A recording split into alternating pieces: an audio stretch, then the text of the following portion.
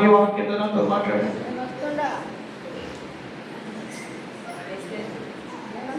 నువ్వు వస్తున్నావా? చాలా తొందరగా వచ్చేవి. ఒకసారి కళ్ళు తెరవండమ్మా. ఏమనుకోమాకండి.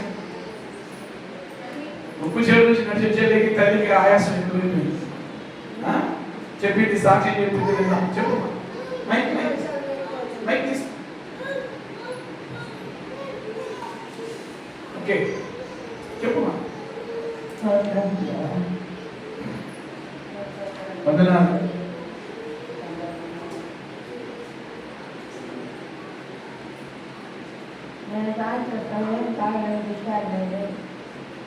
వందనానికి వస్తానా రాలేనా?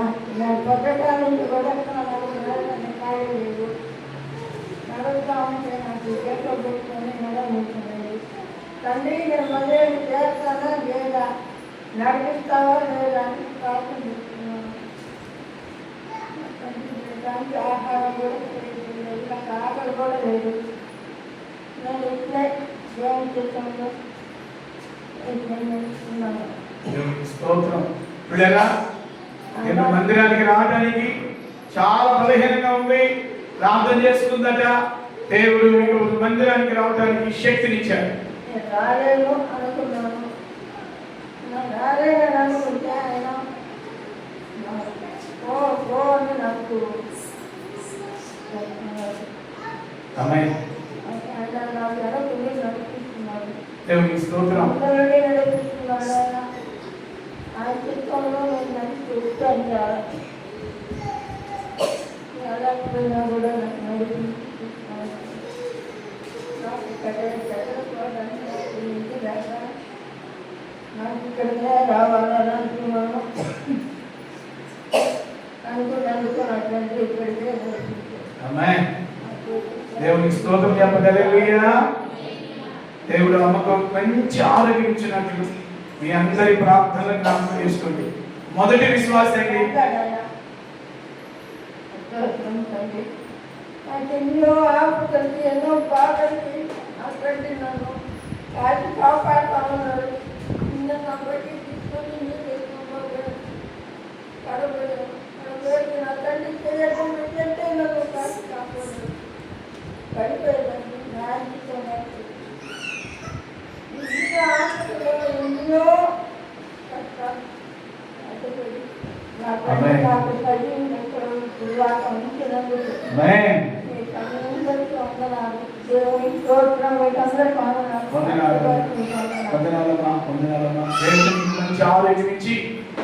దేవుడు దీర్ఘాయుష్మంతురాలుగా చేయనుగాక. ఈమె కదుకూరులో మేము సేవ ప్రారంభించినప్పుడు దేవుడు నాకు ఇచ్చిన మొదటి ఆత్మ. దేవుని స్తోత్రం చెప్పండి. అందుకే ఆమెకి ఎక్కడికి వెళ్ళిన కొన్ని సందర్భాల్లో ఆమె ఉన్న దగ్గర కూడా చర్చీలు ఉన్నాయి. ఆడికి వెళ్ళాలనిపించినా కూడా వెళ్ళదు. ఎందుకంటే మొదటి మందిరం.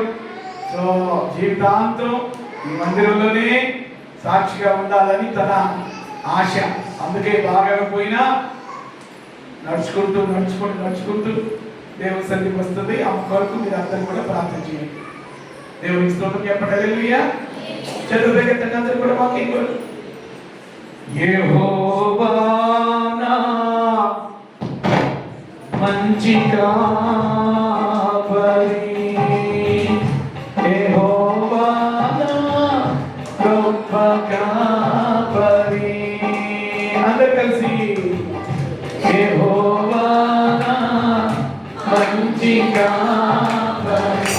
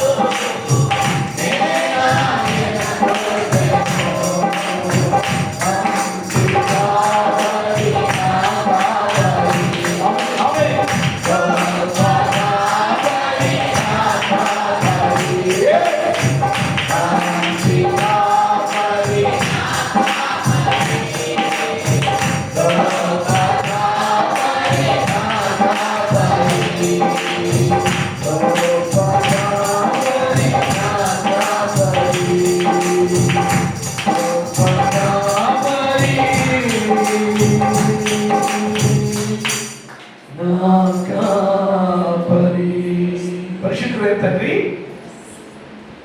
ఈరోజు నీ వాక్యం వినటానికి మేము సిద్ధపడుతున్నాం. నీ వాక్యం ద్వారా మా అందరితో నీవు మాట్లాడుదువు గాక. యేసు నామములో ప్రార్థించి వాక్య సందేశాన్ని ప్రారంభిస్తున్నాము తండ్రి. చేతులెత్తి ఆమేన్ చెప్పండి. ఆమేన్. వాక్యంలోకి వెళ్ళడానికి ముందు ప్రభు నన్ను ఒక మాట మీకు చెప్పమని నన్ను దగ్గర ప్రేరేపించాడు. చెప్పంటారా మాట? వాక్యానుసారమైన మాట అది. కొంతమందికి నచ్చింది, కొంతమందికి నచ్చకపోయింది.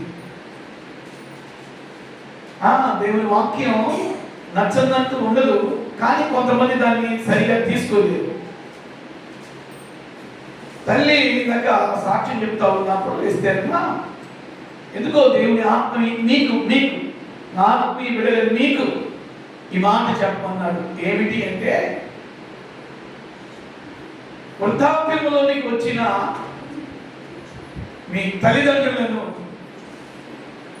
నిర్లక్ష్య పెట్టొద్దు అన్నాడు.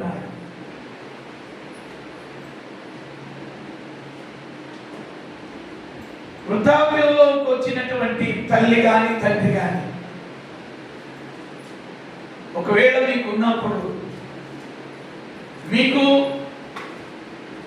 భార్య కానీ భర్త కానీ బిడ్డలు కానీ ఉన్నా వాళ్ళని పట్టించుకునే విషయంలో అశ్రద్ధ చేయొద్దు.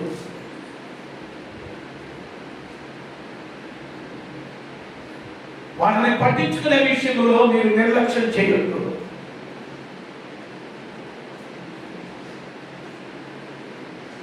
పిల్లరా, ఎందుకో ఈ మాట దేవుడు మీకు చెప్పమన్నాడు. వృద్ధాప్యంలో మీ నాన్న గనక ఉన్నట్లయితే, వృద్ధాప్యంలో మీ అమ్మ గనక ఉన్నట్లయితే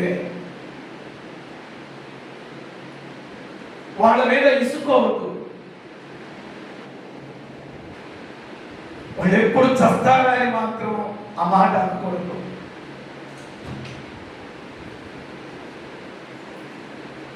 పిల్లరా, బాలతో చెప్తున్న ఈ మాట దైవజనుడిగా చెప్తున్నాను. నీకు జన్మనిచ్చిన తల్లి కానీ తండ్రి కానీ ఒకవేళ నీకు కనుక వృద్ధాప్యంలో అత్తలు, వృద్ధాప్యంలో కనుక మామయ్యలు, వృద్ధాప్యంలో కనుక అమ్మ నాన్నలు ఉంటే వారిని ఏమాత్రము కూడా చేదరించుకోవద్దు. వాళ్ళని ఏమాత్రము కూడా ఇసుకోవద్దు. వృద్ధాప్యంలో ఉన్న తల్లిదండ్రులకు సేవ చేసుకోవద్దు. గొప్ప భాగ్యం అది. వృద్ధాప్యంలో ఉన్న తల్లిదండ్రులను వాళ్ళకి సేవ చేసుకోవటం. వాళ్ళు చచ్చిపోయినప్పుడు లక్షలు ఖర్చు పెట్టి తెగ గొప్పగా చెప్పుకుంటారు, మా నాన్న కంటే మా అమ్మ కంటే 4 ఏటలు కోసా. వాళ్ళు బ్రతికున్నప్పుడు తల్లికి ఒక ముద్ద పెట్టినటువంటి వాడు కాదు. చచ్చిపోయినప్పుడు పాలరాయితో సమాధులు కడతారు. ఏం చెప్పండి, బతుకున్నప్పుడు తల్లిదండ్రులు చూడకుండా, బతుకున్నప్పుడు అత్తమామను చూడకుండా, బ్రతుకున్నప్పుడు అత్తమామని గౌరవించకుండా, బ్రతుకున్నప్పుడు అత్తమామల్ని పరామర్శించకుండా, వాళ్ళ కొరకు ఏమాత్రం కూడా కనీసం ఒళ్ళు ముందు కూడా పెట్టకుండా. మధ్య ఒక వీడియో చూసాను, ఒక కోడలు అత్తని చీపురి కట్టుతో కొడుతుందండి. 2 రోజులు 3 రోజులు పాచిపోయిన అన్నం పెడుతూ చీపురి కట్టి తీసుకుని కొడుతుంది. నిజంగా మీరు నమ్ముతారు లేదు, ఆ వీడియో చూసిన తర్వాత కళ్ళ నీళ్ళు చేసింది.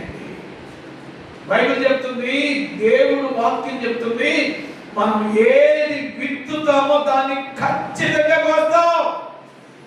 వృద్ధాప్యంలో ఉన్న మీ తల్లిదండ్రులను ప్రేమిస్తూ పరిచయం చేస్తూ వాళ్ళకి ఏదైనా నువ్వు ఏ రూపంగా నువ్వు సహాయం చేస్తా ఉన్నా, అత్త మామల్ని ప్రేమిస్తూ ఏ రూపంగా నువ్వు సహాయం చేస్తా ఉంటే, నువ్వు వృద్ధాప్యంలోకి వచ్చిన తర్వాత అది దేవుడు జ్ఞాపకం చేసుకుని నువ్వు ఏది నీ అత్త మామలకి నీ తల్లిదండ్రులకి విత్తావో దానినే నీకు దేవుడు కోసేటట్టుగా దేవుడు సహాయం చేస్తాడు బిడ్డ. అంతేకాని వృద్ధాప్యంలో ఉన్న అమ్మల్ని నాన్నల్ని మనుషులు లేకపోతే ఆ విలువ తెలిసింది. మనుషులు ఉన్నంతసేపు నీకు ఆ విలువ తెలియదు. మనుషులు లేనప్పుడు, దాటిపోయినప్పుడు, మనుషులు నీ ఇంటి నుండి దాటిపోయినప్పుడు ఆ అత్త విలువ తెలిసింది, ఆ మామ విలువ తెలిసింది, ఆ తండ్రి విలువ తెలిసింది, ఆ తల్లి విలువ తెలిసింది. దేవుడి నమ్మిన బిడ్డలుగా మన ఇంట్లో అత్త మామలుంటే అమ్మ నాన్నకలాగా చూసుకోవాలి. అమ్మ నాన్నల్ని అమ్మ నాన్నలుగా చూసుకోవాలి. బైబిల్ చెప్తుంది, భూమి మీద నువ్వు దీర్ఘాయుష్మంతుడు దీర్ఘాయుష్మంతురాలు అవ్వాలి అంటే నీ తల్లిని నీ తండ్రిని ప్రేమించి సన్మానించాలి. నువ్వు వృద్ధాప్యంలోకి వస్తావే, నువ్వు వయసులో ఉన్నప్పుడు నీ అత్త మామకి నీ తల్లిదండ్రులకి ఏం చేసావో వృద్ధాప్యంలో నీకు అది దేవుడు నీకు ప్రతిఫలముగా దానం చేస్తాడు. దాన్ని ప్రతిఫలంగా నీకు దానం చేస్తాడు. దాన్ని ఈ మాట దేవుడు చెప్పమన్నాడు. చెప్తున్నా, మనుషులు బ్రతికుండగానే వాళ్ళ ప్రేమ చూపించండి. మనుషులు బ్రతికుండగానే వాళ్ళతో ఆప్యాయంగా ఉండండి. మనుషులు బ్రతికుండగానే అందాల్సినంత ప్రేమ అందనివ్వండి. వాళ్ళు దాటిపోయిన తర్వాత ఎంత చేసినా కూడా ఫలితం లేదు. సంఘముతో ఆత్మ చెబుతున్న మాట చెవి కలిగిన వారు విందులు కాక. మత్తయి సువార్త 8వ అధ్యాయం, మత్తయి సువార్త 8వ అధ్యాయం 23వ వచనం నుండి 27వ వచనం వరకు నా మాట చదువుకుందాం. The book of Matthew chapter 8 verse 23 to 27. మత్తయి సువార్త 8వ అధ్యాయము 23వ వచనం నుండి 23వ వచనం వరకు ఉన్న మాటల్ని మనందరం కలిపి చదువుకుందాం. అందరం కలిపి చదువుకుందామండి. మీ బైబిల్ తెరవండి. మత్తయి సువార్త 8వ అధ్యాయం 23 నుండి 27 వరకు. ఆయన ధోని ఎక్కినప్పుడు ఆయన శిష్యులు ఆయన వెంట వెళ్ళి అంతట సముద్రం మీద తుఫాను లేచినందున ఆ ధోని అలల చేత కప్పబడెను. అప్పుడు ఆయన నిద్రించుచుండగా వారు ఆయన యొద్దకు వచ్చి, ప్రభువా, నశించిపోతున్నాము, మమ్మల్ని రక్షించమని చెప్పి ఆయనను లేపి, అందుకైన అల్ప విశ్వాసులారా ఎందుకు భయపడుతున్నారని వారితో చెప్పి లేచి గాలిని సముద్రమును గద్దింపగా మిక్కిలి నిమ్మడమాయి. ఆ మనుషులు ఆశ్చర్యపడి, ఈయన ఎట్టివాడో, ఈయనకు గాలియు సముద్రమును లోబడుచున్నామని చెప్పుకున్నాయి. దేవుడి మాటలను మన కొరకు ఆశీర్వదించునుగాక. 27వ వచనం మళ్ళా కలిసి చదువుకుందాం అందరం.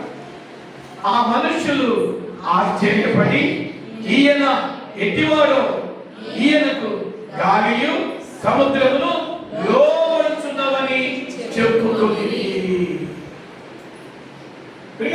యేసుక్రీస్తు ప్రభు మీ దృష్టి అంతా కొద్ది నిమిషాలు, ఒక హాఫ్ అన్ అవర్ వాక్యం మీద మీరు మనసు పెట్టండి.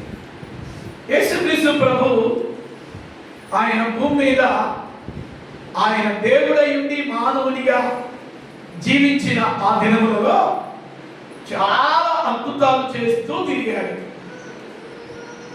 ఆనాడు మాత్రమే కాదు అద్భుతాలు చేసింది, ప్రజెంట్ ఇప్పుడు కూడా ఆయన్ని నమ్ముకున్న బిడ్డల జీవితాల్లో ఆయన అద్భుతాలు చేస్తూ చేస్తూ చేస్తూ ఉన్నాడు.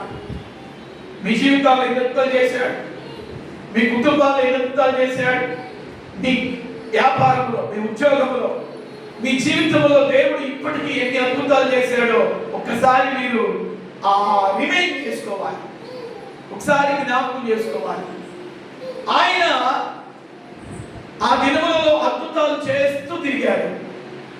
గుడ్డివాళ్ళకు కాడిచ్చాడు, గుడ్డివాళ్ళకు చూపించాడు, మగవాళ్ళకు మాట్లాడే శక్తినిచ్చాడు, చెడ్డి వాళ్ళకి వినే శక్తినిచ్చాడు, ప్యారలైజ్ అనగా పక్షవాయువుతో ఉన్న వారిని బాగు చేశాడు, కుష్ఠరోగులను శుద్ధులుగా చేశాడు, రక్తస్రావ రోగిని బాగు చేశాడు, దయ్యాలు పట్టిన వాడు, శక్తులు పట్టిన వాడు, మాంత్రిక తాంత్రిక శక్తుల చేత విడిపబడుతున్న వారికి విడుదలిచ్చాడు, చచ్చిపోయిన వారిని కూడా ఆయన మాటతో చెప్పాలి, దేంతో?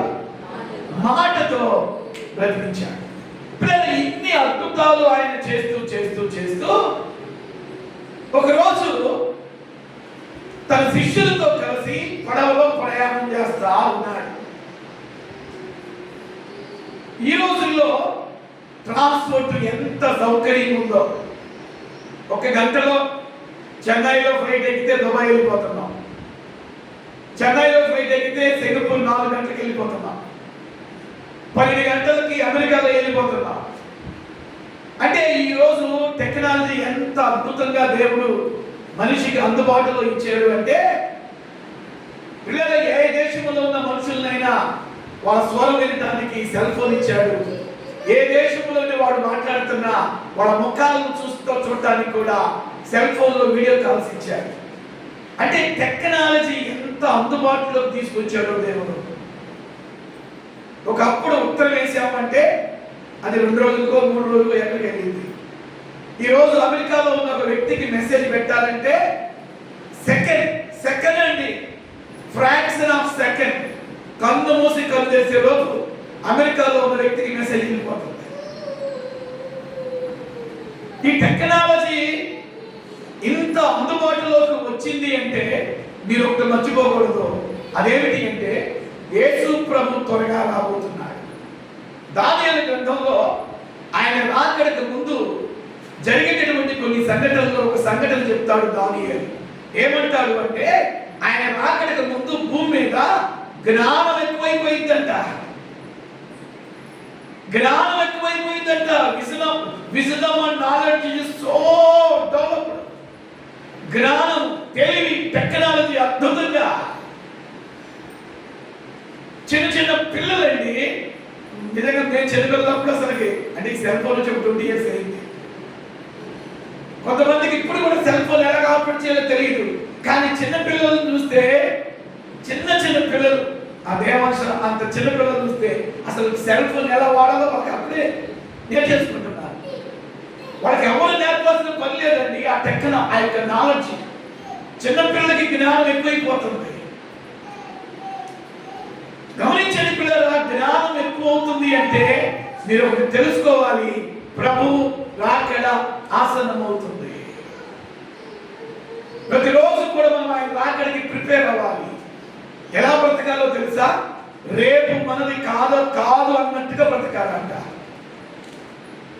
రేపు మనది కాదు అన్నట్టుగా మనం బ్రతకాలంట. అంటే every day is preparation day. మారు మనసు పొంది బాప్తిస్మం పొందిన ప్రతి ఒక్కరు ప్రతిరోజు కూడా పిల్లల దేవునికి సిద్ధపాటు కలిగి జీవించాలి. సంఘానికి సిద్ధపాటు అనేది కావాలి. సేవకులమైన మాకు కూడా సిద్ధపాటు అనేది కావాలి. పిల్లల, యేసు ప్రభు ఇక్కడ ఒక సంఘటన నేను జ్ఞాపకం చేస్తాను. ఆయన శిష్యులను తీసుకుని సముద్రంలో ప్రయాణం చేస్తున్నాడు. ఆ రోజుల్లో యేసు ప్రభు ఎలా ప్రయాణం చేసేవాడంటే నడిస్తే కాలినడక మీద వెళ్ళేవాడు.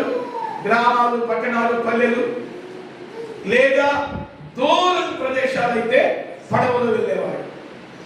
యేసు ప్రభు ఈరోజు నిజంగా అప్పుడప్పుడు అనుకుంటాను, నేను ఎన్నో ప్రాంతాల కారులో మీటింగ్స్కి వెళ్తా ఉంటే అప్పుడప్పుడు నాకు ఆలోచన వచ్చింది, ప్రభా ఈ దినాల్లో ఈ టెక్నాలజీ లేదు కదా, ఈ ట్రాన్స్పోర్ట్ సౌకర్యం లేదు కదా, ఈ కార్ లేదు కదా, ఈ ఫ్లైట్స్ లేవు కదా, ఈ రోజు నీ సేవ చేయడానికి మాకు ఇంత సౌకర్యం ఇచ్చావు ప్రభా అని నేను ప్రయాణం చేస్తున్నప్పుడు దేవుడిని స్తుతిస్తూ ఉంటాను.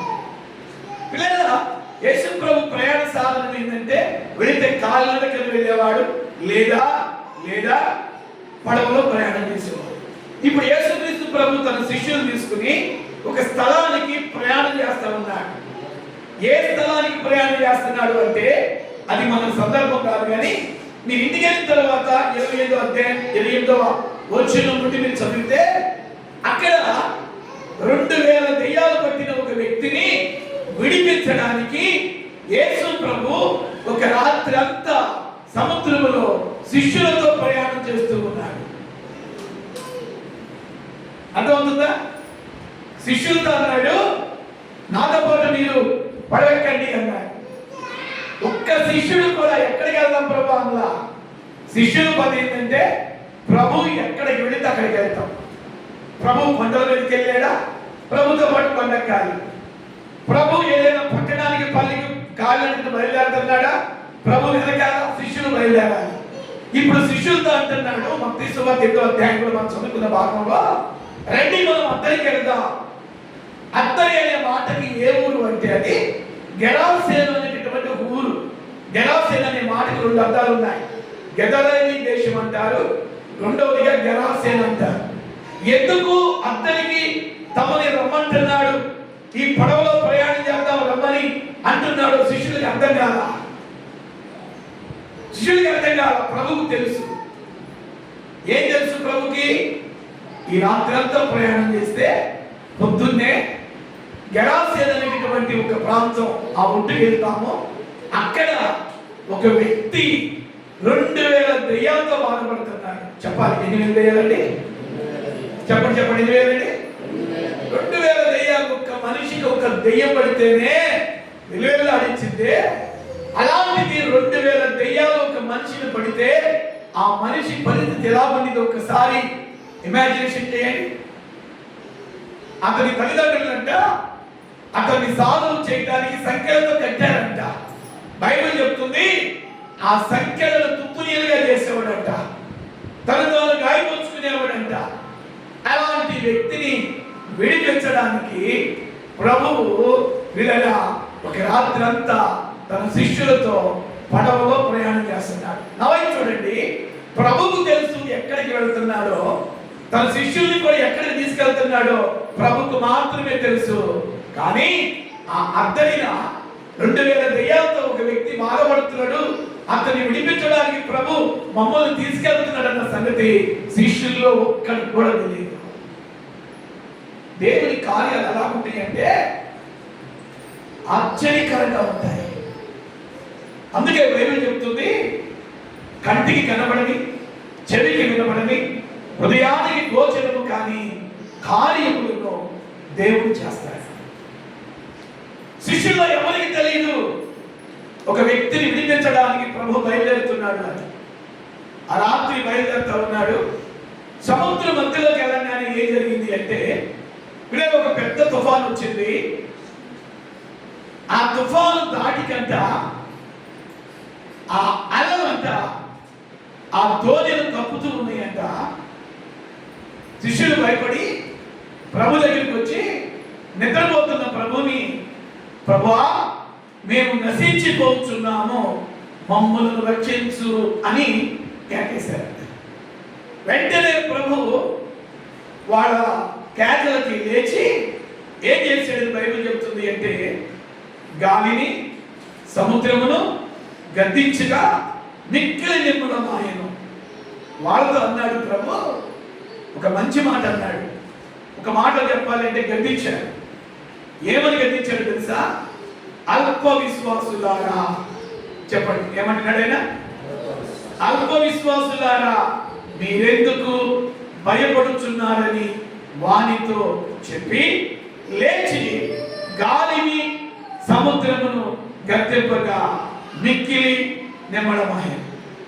గమనించండి బిడ్డలారా, ఈ పేతురు, యాకోబు, యోహాను నిద్రపోతున్న యేసు ప్రభువుని తట్టి లేపి, మేము నశించిపోతున్నామయ్యా, ఈ తుఫానులో మేము నశించిపోతున్నాం, మమ్మల్ని రక్షించమని కేక వేయగా ప్రభువు లేచి వాళ్ళని ఏమన్నాడు అంటే, ఆ గాలిని ఆ సముద్రాన్ని గద్దించడానికి ముందు శిష్యుల్ని గద్దించాడు. స్తోత్రం చెప్పండి, చెప్పండి చెప్పండి. హల్లెలూయా, హల్లెలూయా. ఏమంటున్నాడు? గాలిని సముద్రాన్ని గద్దించడానికి ముందు ఎవరిని గద్దించాడండి? శిష్యుల్ని గద్దించాడు. ఏమంటున్నాడు? అల్ప విశ్వాసులారా. గమనించండి బిడ్డల, కొన్ని సందర్భాల్లో మన విశ్వాసం కూడా సన్నగిలుతా ఉంటుంది.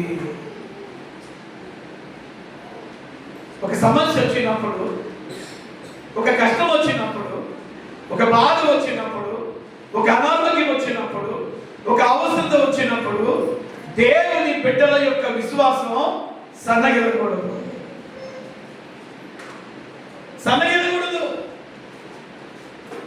చాలా పర్యాయములు దేవుని బిడ్డలని చెప్పుకుంటే మన విశ్వాసం తగ్గిపోతా ఉండింది. ఎందుకు తగ్గిపోతా ఉండింది? వచ్చిన సమస్యను బట్టి. ఎందుకు తగ్గిపోతా ఉండింది విశ్వాసం? వచ్చిన కష్టాన్ని బట్టి. ఎందుకు తగ్గిపోతుంది విశ్వాసం? ఎదురు ఉన్న ఆ సమస్యను బట్టి, ఎదురు ఉన్న ఆ అప్పును బట్టి, ఎదురు ఉన్న ఆ యొక్క ఇబ్బందిని బట్టి, ఒంటిలో ఉన్న ఆ రోగమును బట్టి విశ్వాసం ఏమవుతా ఉండిందంటే సన్నగిలుతా ఉండింది. విశ్వాసంలో కూడా పరిమాణాలు ఉన్నాయి. 7 రకాలైన విశ్వాసాలు ఉన్నాయి బైబిల్లో. మామూలు విశ్వాసం ఉంది, అల్ప విశ్వాసం ఉంది, ఆవగింజంత విశ్వాసం ఉంది, స్థిరమైన విశ్వాసం ఉంది, నమ్మకమైన విశ్వాసం ఉంది, దృఢమైన విశ్వాసం ఉంది, స్థిరమైన విశ్వాసం ఉంది. పిల్లల బైబిల్ మనం చూస్తే రకరకాలైన విశ్వాసాలు ఉన్నాయి. ఇక్కడ ప్రభువుతో ప్రయాణం చేస్తున్న శిష్యుల జీవితాల్లో కూడా విశ్వాసం ఉంది. కానీ ప్రభు అన్నాడు, ప్రభు ఆ విశ్వాసానికి పెట్టిన పేరేంటో తెలుసా? అల్ప విశ్వాసులారా. యేసు ప్రభు గద్దెంపులు భలే ఉంటాయండి. మత్తయి సువార్తలో మీరు చదివితే ఎవరినైనా ఏదైనా కొంచెం వారి లోపాలను సరి చేయాలి అంటే సున్నం కొట్టిన సమాధుల్లారా అంటాడు. హల్లెలూయా. సున్నం కొట్టిన సమాధుల్లారా అంటే పైకి ఆ సమాధి తెల్లగా ఉంది, లోపల దుర్గంధం, లోపల ఎముకలు. అంటే పైకి మీరు బాగానే ఉన్నారు, లోపలంతా కూడా నీచమైనటువంటి స్వభావాలు ఇమిడి ఉన్నాయంటాడు. కొన్ని సందర్భాల్లో నిజంగా ప్రభువు ఆధ్యాత్మికంగా వారిని గద్దించినప్పుడు ఆ గద్దింపుని వాళ్ళు స్వీకరించారు బిడ్డలారా. ఇక్కడ శిష్యులను కూడా ప్రభు గద్దిస్తున్నాడు. ఏమని గద్దిస్తున్నాడు? అల్ప విశ్వాసులారా, అంటే మీకు విశ్వాసం ఉంది కానీ ఆ విశ్వాసం ఎంత? అల్పం అంటే ఎంతండి? చెప్పండి. అల్పం అంటే ఎంత? విశ్వాసం లేదని చెప్పట్లా, ఏమంటున్నాడు? అల్ప విశ్వాసులారా. అంటే విశ్వాసం ఉంది కానీ ఆ విశ్వాసం నిండుగా లేదు. విశ్వాసం ఉంది కానీ ఆ విశ్వాసం సంపూర్ణంగా లేదు. విశ్వాసం నీకు ఉంది కానీ ఆ విశ్వాసం నిండుగా లేదు. నీకు ఎంతో తెలుసా? అల్పం. అల్పం అంటే కొంచెమే. ఎవరిని గద్దిస్తున్నాడు యేసయ్య? శిష్యులను గద్దిస్తున్నాడు. గాలిని సముద్రాన్ని గద్దించడానికి ముందు వారిని గద్దిస్తున్నాడు. అల్ప విశ్వాసులారా, మీరు ఎందుకు భయపడుతున్నారు? ఒక సమస్య మనిషిని ఏం చేసిందంటే భయానికి గురి చేసింది. ఒక ప్రతికూల పరిస్థితి నిన్ను భయానికి గురి చేసింది. ఒక కష్టము నిన్ను భయానికి గురి చేసింది. భయము ఎలాగొచ్చింది అంటే సమస్యల రూపంలో వచ్చింది. భయము ఎలాగొచ్చింది అంటే ఆర్థిక పరిస్థితుల రూపంలో వచ్చింది.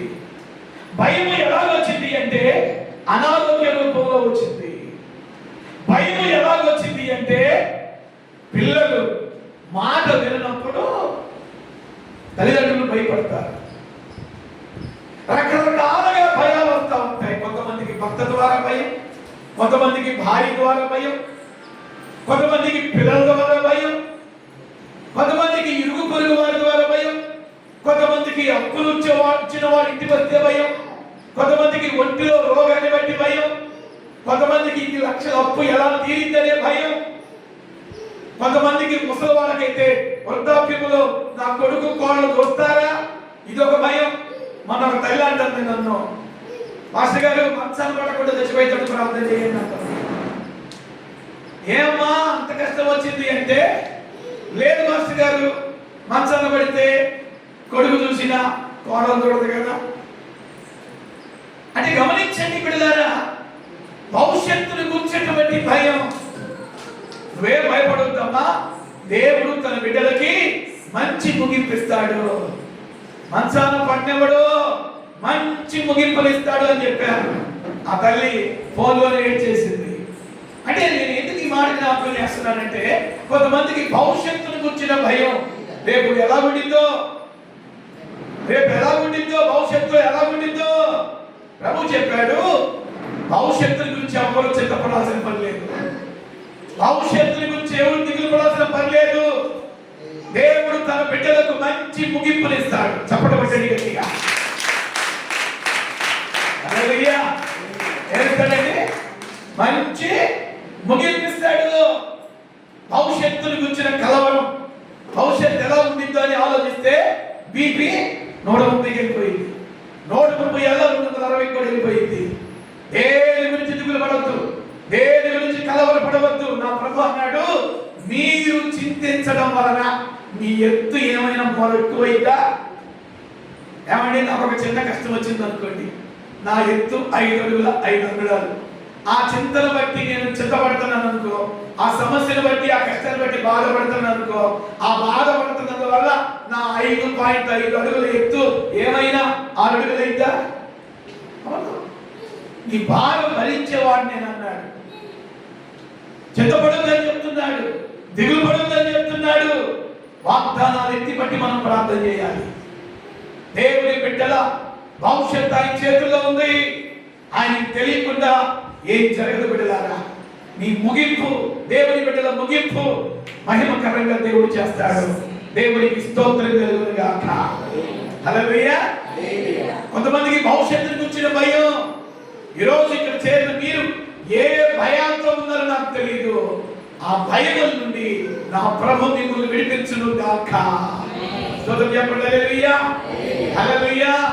ఇప్పుడు శిష్యులకు ఒక భయం వచ్చింది. చెప్పాలి, శిష్యులకు ఒక ఏ భయం చెప్పండి. అక్కడ కాంటెస్ట్ ఏంటి?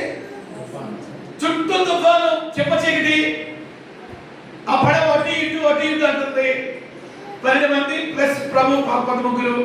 ఆ తుఫాను మధ్యలో ప్రభు గాఢంగా నిద్రపోతున్నాడు. ప్రభుకి శిష్యులకు ఉన్న వ్యత్యాసం ఏంటో తెలుసా? తుఫాను మధ్యలో కంగారు పడుతున్నారు శిష్యులు, ప్రభు తుఫాను మధ్యలో నిద్రపోతున్నాడు. అని చెప్పండి, అని చెప్పండి. హల్లెలూయా. ఎంతమందికి అర్థమవుతుంది? తుఫాను మధ్యలో 12 మంది అరచేతుల్లో ప్రాణం పెట్టి బిక్కు పడ్డా ఉన్నారు, భయపడుతున్నారు. ప్రభు ఒక్కడే ప్రశాంతంగా నిద్రపోతున్నాడు. దీని అర్థం ఏంటో తెలుసా? తుఫాను వచ్చిందని ప్రభుకు తెలియదా? చెప్పండి, తెలుసా తెలీదా? మరి నీ ఇంట్లో కూడా కొన్ని సందర్భాల్లో తుఫానులు వస్తున్నాయి.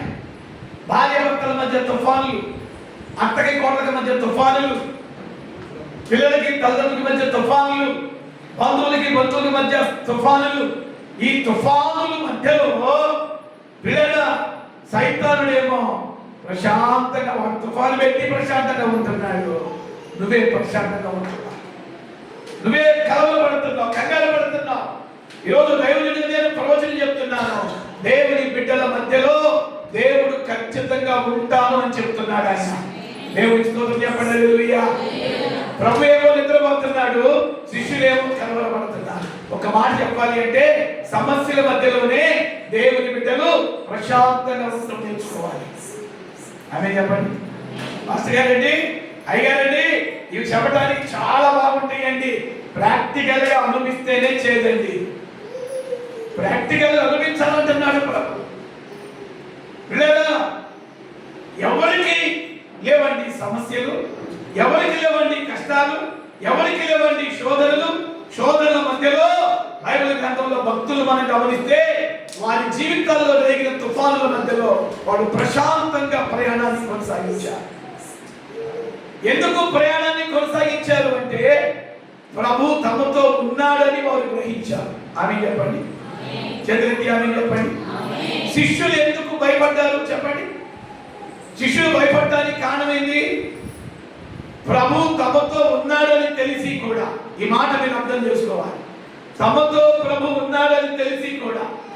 ఏమండి, గుడ్డివాళ్ళ కాల్చిన వాడు, గుడ్డివాళ్ళకు చూపించిన వాడు, మగవాళ్ళకి మాట్లాడే శక్తి ఇచ్చిన వాడు, కుష్ఠరోగులను శుద్ధులుగా చేసిన వాడు, పక్షవాయువుల వారిని బాగు చేసిన వాడు, చనిపోయిన వారిని బ్రతికించిన దేవుడు ఆఫ్టర్ ఆల్ ఆ తుఫానుని గాలిని గద్దించలేడా? ఆపలేడా? ఆపుతాడు. కానీ తమతో సమస్తాన్ని శాసించే దేవుడు తమతో ప్రయాణం చేస్తున్నాడన్న సంగతి శిష్యులు మర్చిపోయారు. ఇక్కడ 3 విషయాలు చెప్తాను నేను. నెంబర్ 1, అలల చేత ఆ దోణి కప్పబడింది.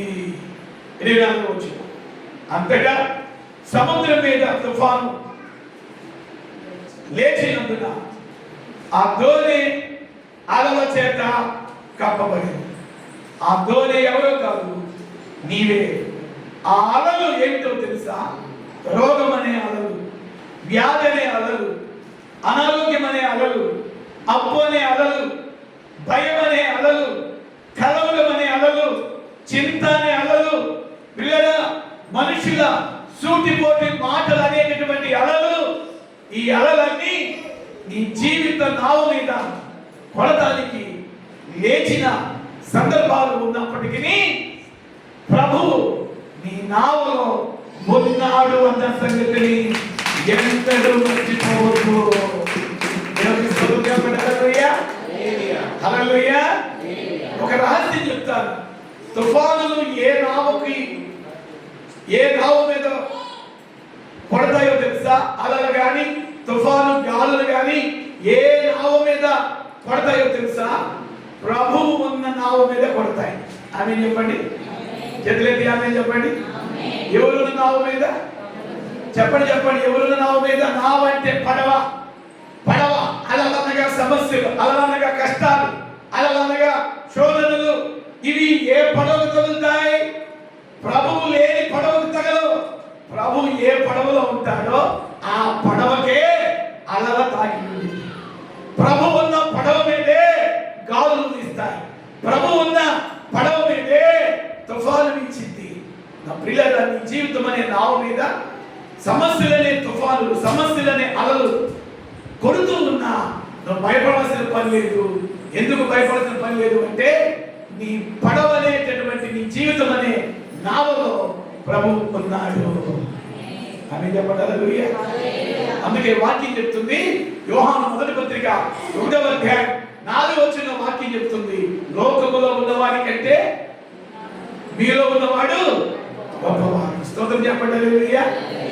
ఎవరున్నాడు మన నావలో? ఎవరున్నారు? నావ అనగా పడవ. పడవ అనగా మన జీవితం. మన జీవితం అనే పడవలో యేసు ఉన్నాడు. అందుకే అలలు వస్తుంది. ఆమేన్. హల్లెలూయా. కొంతమంది అండి చెప్తారు, నాకు ఏమని చెప్తారంటే, పాస్టర్ గారండి వాళ్ళు దేవుని నమ్ముకున్న కరెక్ట్గా జీవించరండి, కానీ వాళ్ళకి అసలు శ్రమ లేదండి, వాళ్ళకి అసలుకి జబ్బు లేదండి, వాళ్ళకి అసలుకి ఏ ఇబ్బంది లేదండి, గొర్రెలో లాగున్నారండి. వాళ్ళు దేవుని నమ్ముకున్నా దేవునికి నచ్చని పనులు ఎన్నో ఉన్నాయి వారిలో, కానీ వాళ్ళు చాలా బాగున్నారండి. దేవుని నమ్ముకున్న నాకే, నిష్ఠగా ఉన్న నాకే, ప్రతిష్టగా ఉన్న నాకే, వైరాగ్యంతో నిష్ఠగా భక్తి చేస్తున్న నాకే ఎందుకు ఈ శ్రమలు, నాకే ఎందుకు ఈ కష్టాలు, నాకే ఎందుకు ఈ అనారోగ్యం, నాకే ఎందుకు ఈ వ్యాధి, నాకే ఎందుకు ఈ అప్పులు, నాకే ఎందుకు ఈ ఆర్థిక పరిస్థితి? చాలా మంది చెప్తా ఉంటారు. నేను చెప్పే ప్రశ్న, వాళ్ళు అడిగిన ప్రశ్న ఇచ్చే జవాబు ఏంటో తెలుసా? అమ్మా అయ్యా, వాళ్ళ నావలో యేసు లేడు, నీ నావలో యేసు ఉన్నాడు. అవుతున్నారండి? చెప్పండి, నా నావలో యేసు ఉన్నాడు అనండి. చెప్పండి, నా నావలో యేసు ఉన్నాడు, నా జీవిత పడవలో యేసు ఉన్నాడు. అందుకే అలల చేత ఈ నావ కొట్టబడుతుంది. అలలు ఆ నావని కొట్టుతాయి, కానీ ఆ అల ఆ నావని ముంచలేదు. చెప్పండి. హల్లెలూయా. అలలు కొడతాయి, కానీ ఆ అల ఆ నావని ముంచలేదు. ఎందుకు ముంచలేదు తెలుసా? ఆ నావలో ప్రభు ఉన్నాడు. ఈరోజు దైవజనులకు నేను ప్రవచనం చెప్తున్నాను, నీ జీవిత నావని పడవలో యేసు ఉన్నాడు కనుక శ్రమలు వస్తున్నాయి, యేసు ఉన్నాడు కనుక కష్టాలు వస్తున్నాయి, యేసు ఉన్నాడు కనుక ఇబ్బందులు వస్తున్నాయి, యేసు ఉన్నాడు కనుకనే తుఫాను తిరుగుతుంది, యేసు ఉన్నాడు కనుకనే ఆ నావ అలల చేత కప్పబడుతున్నట్టుగా నీ జీవితంలో ఒక శ్రమ వెంట ఒక శ్రమ, ఒక కష్టం వెంట ఒక కష్టం, ఒక బాధ వెంట ఒక బాధ, ఒక అనారోగ్యం వెంట ఒక అనారోగ్యం కలుగుతూ ఉంది. భయపడవద్దు బిడ్డలారా, నీ నావను యేసయ్య మునిగిపోలేవను అంటున్నాడు. చేతులెత్తి ఆమేన్ చెప్పండి. హల్లెలూయా. నీ నావను ఆయన, చిన్నగారు, నీ నావను ఆయన మునిగిపోనివ్వడు. చెప్పండి, చేతులెత్తి చెప్పండి, నా నావను యేసయ్య మునిగిపోనివ్వడు. గట్టిగా చెప్పండి, నా నావను యేసయ్య మునిగిపోనివ్వడు. ఇక్కడ 3 విషయాలు చెప్తున్నాను. ఆ నావ అలల చేత కొట్టబడుతుంది. నీ జీవితంలో కూడా అలలు అని పిలువబడుతున్న శ్రమలు, కష్టాలు కొట్టబడుతుందియా? భయపడవద్దు, నీ నావలో ప్రభు ఉన్నాడు. రెండో మాట ఏంటి అంటే, ప్రభు శిష్యులతో ఉన్న శిష్యులు ఏం చేశారు అంటే, ప్రభు తమతో ఉన్నాడన్న సంగతిని మరచిపోయారు. ఈ మాట నన్ను గట్టిగా చెప్పారు. ఎందుకు వారు భయపడాల్సి వచ్చింది అంటే, ఆ తుఫాను చూసి, ఆ గాలిని చూసి, ఆ అలలను చూసి పడవ మునిగిపోయిందేమో అని భయపడుతున్నారు. కానీ వాళ్ళు ఒకటి మర్చిపోయారు. ఏంటో తెలుసా? సమస్తాన్ని నోటి మాటతో కలుగజేసిన తమ దేవుడు తమతోనే ఉన్నాడు అన్న సంగతిని మర్చిపోయారు. ఇక్కడ రెండో మాటగా నేను చెప్పాల్సింది ఏమిటి అంటే, చాలా పర్యాయములు దేవుడు నీతో ఉన్నాడన్న సంగతిని మర్చిపోతున్నాం. అమ్మా, నా యొక్క నీకు వచ్చే కష్టాల్లో దేవుడు నీతోనే ఉన్నాడు. నీ సమస్యల మధ్యలో దేవుడు నీతోనే ఉన్నాడు. నీ అనారోగ్య వ్యాధి మధ్యలో ఇంతగా నలిగిపోతున్నావు, శరీరంలో అనారోగ్యంతో వ్యాధితో, దేవుడు నీ పక్కనే ఉన్నాడు, నీ పక్షాన ఉన్నాడు.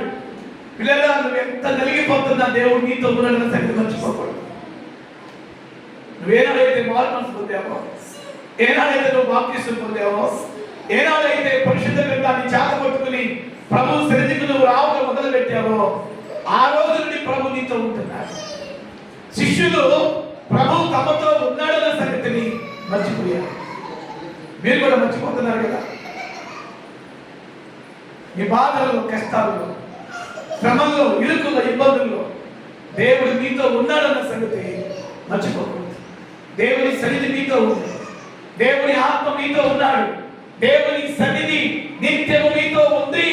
ఈ శ్రమల మధ్యలో, మీ కష్టాల మధ్యలో, మీ ఇరుకులు, ఇబ్బందుల మధ్యలో, మీ ఆర్థిక పరిస్థితుల మధ్యలో మీరు కన్నీటి వలయంగా ప్రయాణం చేస్తున్నారు.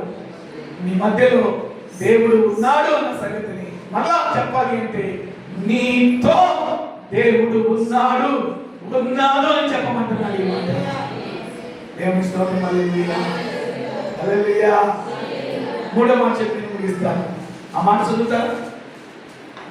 మత్తయి సువార్త 8వ అధ్యాయం 26వ వచనం. అందుకు ఆయన, అల్ప విశ్వాసులారా ఎందుకు భయపడుతున్నారని వారితో చెప్పి లేచి గాలిని సముద్రమును గద్దింపగా మిక్కిలి నెమ్మది. ముగిస్తున్నాను. నా వైపు చూడండి. యేసు ఉన్న ధోని మీదే అలలు కొట్టబడ్డాయి. రెండవదిగా ఆ అలల్ని పిల్లగా ఆయన గద్దించగలిగిన సమర్థుడు అని చెప్పడారు. ఏం చేస్తాడు ఆయన? గద్దిస్తాడు అనండి. ఏంటి గద్దిస్తాడు? చెప్పడు. ఏంటి గద్దిస్తాడు? లేచిన అలలు అనండి.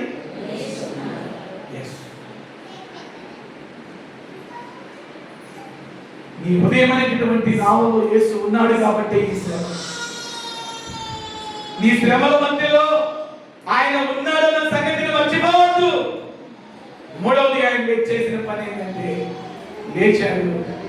లేచి ఆ గాలిని, ఆ అలల్ని గద్దించాడు. బైబిల్ చెప్తుంది, తుఫాను మిక్కిలి నిమ్మలమైంది. అమ్మ చెప్పండి, తుఫాను మిక్కిలి నిమ్మలమైంది. ఈరోజు పిల్లలు మూడో మాట ప్రభు మిమ్మల్ని తాకుతున్నాడు. ఈ మాట ద్వారా ఈ జీవితంలో కూడా కొన్ని పరిస్థితులను దేవుడు నిమ్మలము చేయబోతున్నాడు.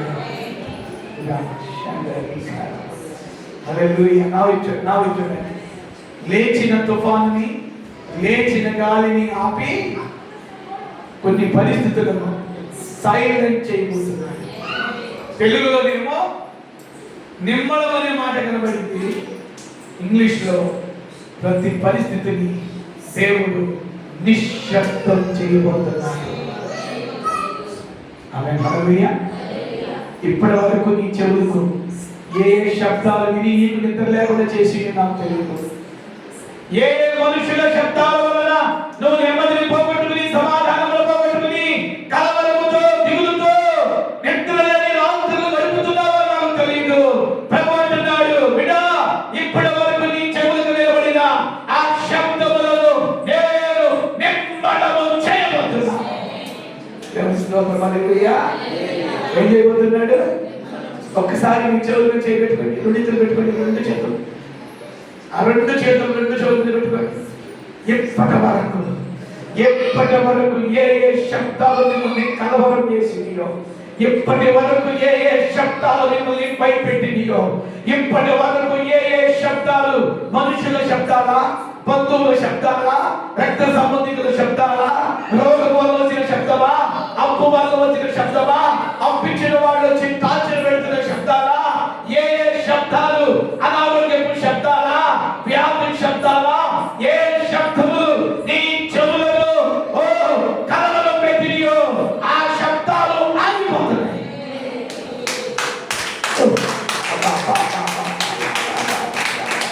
ఒక నిమిషం అలాగే చేతులు పెట్టుకోండి, ఒక నిమిషం చెవుల్లో చేతులు పెట్టుకోండి. ఆ శబ్దాలు ఆపుతానంటున్నారు. ఆ శబ్దాలు నిన్ను కలవరం పెట్టిన శబ్దాలు.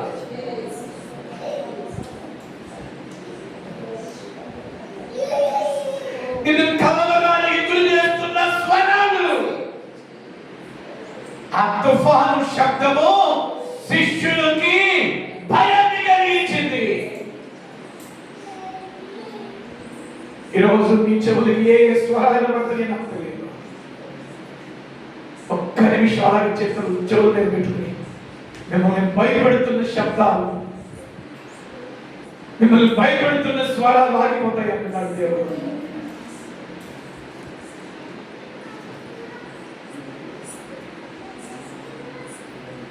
ఎవరెవరు బ్లాక్ మెయిల్ చేయడానికి ఫోన్లు చేస్తున్నారు, ఆ స్వరాలు ఆగిపోతాయి.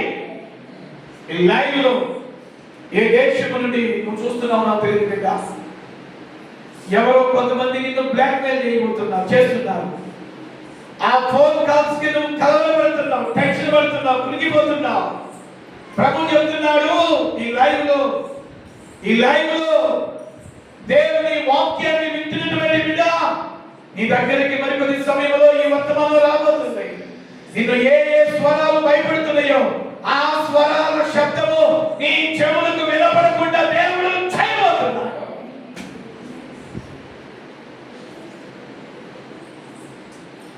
ఆయన లేచి గాలిని సముద్రమును గద్దింపగా మిక్కిలి నిమ్మళమాయెను. నా దేవుడు ఈ వారంలో మీకు ఇస్తున్న ప్రవచనం, మీ కుటుంబంలో కొన్ని నిమ్మళకరమైన పరిస్థితులు రాబోతున్నాయి. అన్నిటిని నిమ్మళపరుస్తాను. భర్త పరిస్థితులు నిమ్మళపరుస్తాను, బిడ్డల పరిస్థితులు నిమ్మళపరుస్తాను, ఆరోగ్య పరిస్థితులు నిమ్మళపరుస్తాను, నీ యొక్క ఆర్థిక పరిస్థితులు నిమ్మళపరుస్తాను. మనుషులతో తెగిపోయిన నీ సంబంధాలను మరలా నిమ్మళపరుస్తాను. ఎక్కడెక్కడ స్వరములతో నీ యొక్క చెవులు వినబడుతూ కలవలతో ఉన్నావు, ఆ శబ్దములను నిమ్మళపరుస్తాను. లేచి నిలబడండి, మీ కొరకు ప్రార్థన చేస్తాను. ఆ మనుషులు ఆశ్చర్యపడి, ఈయన ఎట్టివాడు, ఈయనకు గాలియు సముద్రమును లోబడుచున్నవని చెప్పుకొని 3 ముఖ్యమైన మాటలు చెప్పారు. యేసు ఉన్న ధోనిలో మాత్రమే అలలు కొట్ట